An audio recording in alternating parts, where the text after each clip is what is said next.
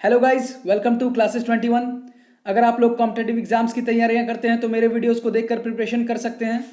इस वीडियो के आखिरी के 5 क्वेश्चन जीएस से रिलेटेड होंगे जो आपके लिए काफ़ी इंपॉर्टेंट साबित होने वाले हैं। तो चलिए शुरू करते हैं 3 मई के करंट अफेयर्स। अंतर्राष्ट्रीय मजदूर दिवस किस दिन मनाया जाता है? तो इसकी शुरुआत सबसे पहले अमेरिका से हुई थी 1986 में, जब मजदूरों ने वहाँ 8 घंटे से अधिक काम करने से मना कर दिया और मजदूरों ने वहाँ पर आंदोलन किया।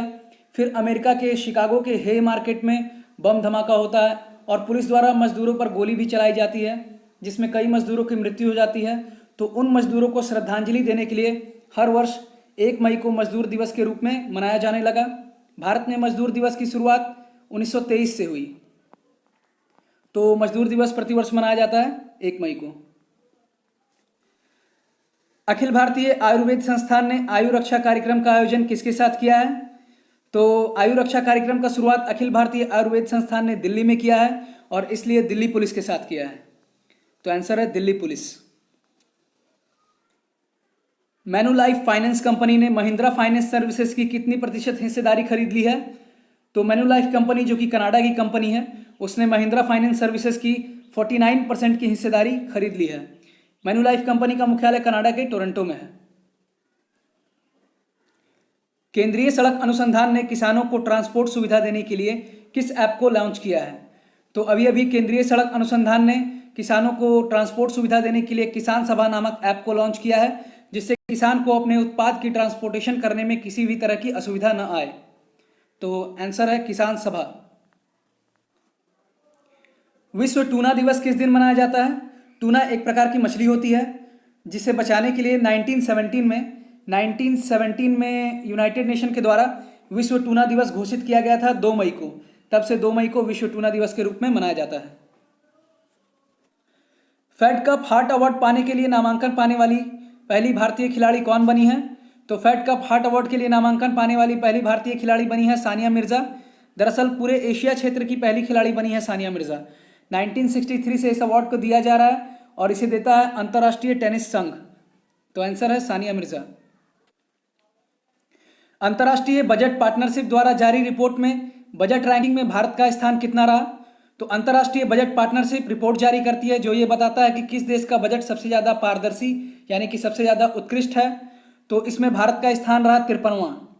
तो पहले नंबर पर कौन सा देश रहा? पहले नंबर पर रहा न्यूजीलैंड।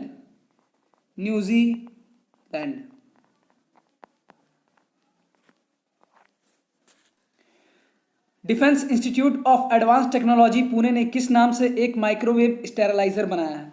तो स्टेरलाइजर क्या होता है? ये एक तरह का मशीन होता है जिसमें आप इधर से कोई वस्तु डालो तो उधर से वो स्टेरलाइज होकर के निकल जाता है। इसका मतलब अगर किसी वस्तु में आपको आशंका है कि वो कोरोना से संक्रमित है तो उसे इधर से डालने पे मशीन के दूसरी तरफ से वो स्वच्छ होकर निकल जाता है। तो इस मशीन का नाम रखा गया है अतुल्य।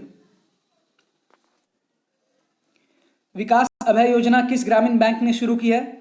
तो अभी अभी विकास अभय योजना कर्नाटक ग्रामीण विकास बैंक के द्वारा शुरू की गई है।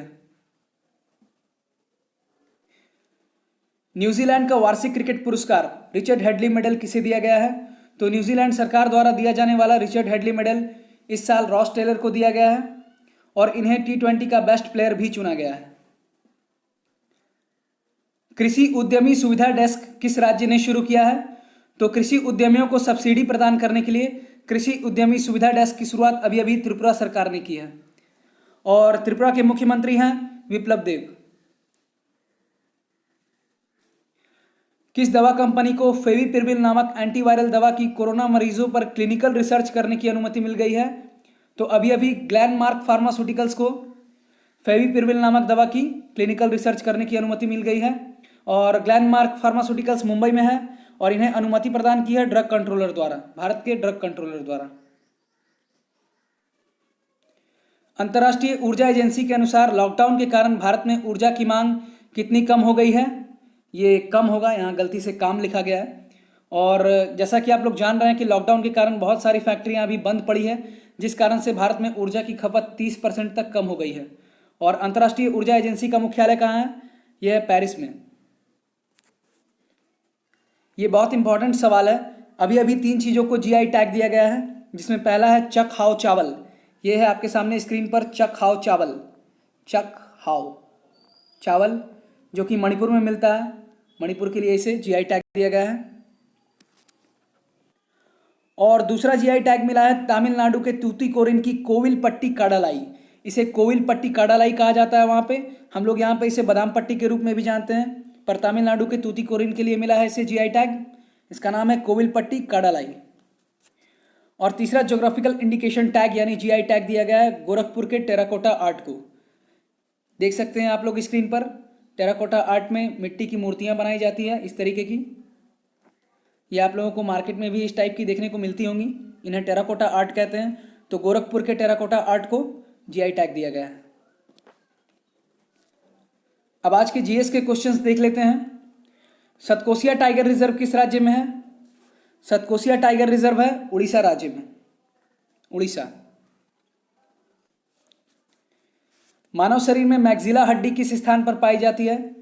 तो मानव शरीर में मैक्सिला नाम की हड्डी पाई जाती है फेस पे, यानी कि चेहरे पे, इसकी संख्या 2 होती है।